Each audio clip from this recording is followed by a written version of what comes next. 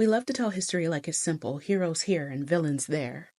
But the truth is that it's messy, and honestly, I'm not even really sure how to tell you about this woman, because her story forces all of us to sit with the discomfort.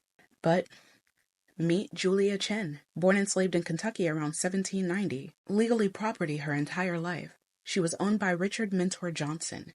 Yeah, the man who became the Vice President of the United States. He couldn't even legally marry her if he wanted to. But he called her his wife in everything but the law. She had no say in that, no right to consent. She was forced. And they had 2 daughters together. She was legally their mother, but she was also legally property. And while Johnson was away in Washington, Julia Chinn ran that plantation. She managed the finances, oversaw the harvest, directed the labor of other enslaved people. She kept the entire operation profitable. And that's where it gets complicated, for me at least. Because she wasn't just an enslaved woman trying to survive. She had power on that plantation, but just not over herself. She had authority, but not freedom. She enforced the system that she was trapped in. And I'll be real with you, I don't really know how to feel about that.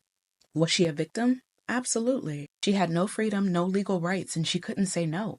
But she also wielded power in the only realm she was allowed. Her survival depended on enforcing the very system that kept other Black people in chains. It's not clean, it's not easy, it's real. And when she died of cholera in 1833, Johnson didn't even free their daughters. He raised them, acknowledged them, but legally, they were still tainted by slavery.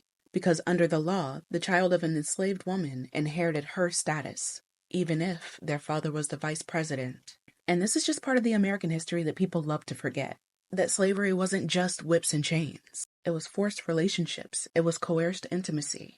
It was business. It was people navigating survival in a system that gave them no choices. It was people holding authority over others while never owning themselves. So yeah, meet Julia Chinn. But don't expect me to tell you exactly how to feel about her.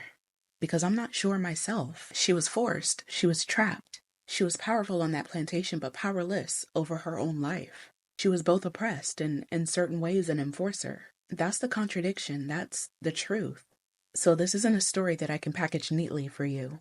It's not supposed to make you comfortable. It's supposed to make you understand. But honestly, that's why we have to remember her. Because real history doesn't look away. It forces us to see all of it. Say her name.